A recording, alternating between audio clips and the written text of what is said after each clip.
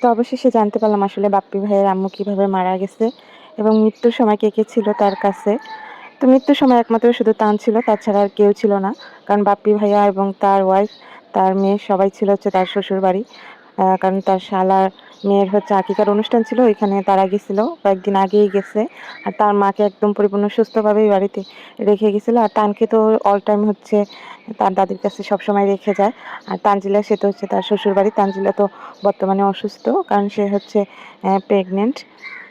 আর নিশি, তার মেয়ে, সে তো হচ্ছে মালয়েশিয়ায় থাকে। কিছুদিন আগে এসে সে বেড়ায় গেছে বাড়িতে। তো এই কারণে হয়তো বা মৃত্যুতে নিশি কিন্তু বাংলাদেশে আসতে পারে নাই। কারণ যেহেতু 1 মাসে হয় নাই, সে বাংলাদেশে এসে বেড়ায় তারপরে মালয়েশিয়া চলে গেছে। আর বাপ্পি ভাই হচ্ছে তার মায়ের মৃত্যু কিন্তু দেখতে পারে নাই।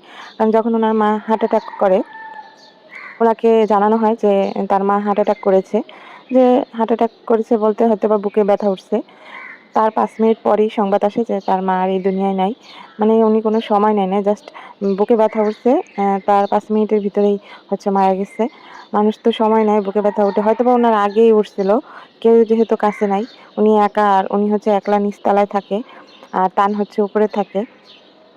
আর শেষবারের দেখাটা কিন্তু তানকেই দেখে উনি মৃত্যুবরণ করেছে। তাছাড়া মৃত্যুর আগে ওনার ছেলে, মেয়ে, নাতি-নাতনি কাউকেই দেখতে পায় নাই। খুবই কষ্ট নিয়ে হয়তোবা মরেছে। আর ছেলেরও তো অনেক কষ্ট লাগতেছে বাপ্পি ভাইয়ার। কারণ সেও তার মাকে শেষবারের মতো একবার দেখতে পারল না, মায়ের মুখে এক ফোঁটা পানি দিতে পারল না। আসলে তারও অনেক কষ্ট হইতেছে আমার মনে হয়। আর নিশি, সে তো হচ্ছে কাউকেই কিছু বলতে পারতেছে না, এত দূরে আছে। আর একটা মেয়ের কাছে মা যে কত গুরুত্বপূর্ণ একমাত্র একটা মেয়েই জানে। সে হয়তোবা এখনো প্রকাশ করতে পারতেছে না। আসলে ও কিভাবে আছে আল্লাহ ছাড়া আর কেউ জানে না। আল্লাহ তাকে ধৈর্য ধারণ করার ক্ষমতা দেক এবং বাপ্পি ভাইয়ের মাকে হচ্ছে বেহেশত নসিব করুক। যতটুকু আমি জানি, যতটুকু ওনাদের ভিডিও আমি দেখেছি, ওনার মা কিন্তু একদম একজন ফয়েজগার ব্যক্তি ছিলেন। দেখতাম সবসময় মাথায় কাপড় দিত এবং ক্যামেরার সামনে বেশি একটা আসতো না। আর তানজিলা, সে তো অসুস্থ, সে তো মানতে পারতেছে না তার দাদি আর এই দুনিয়ায় নাই। সে নাকি অসুস্থ হয়ে পড়েছে। এমনি সে হচ্ছে অসুস্থ। আরও ছিল সে দাদি পাগল, সবসময় বাড়িতে আসলে দাদি দাদি করতো।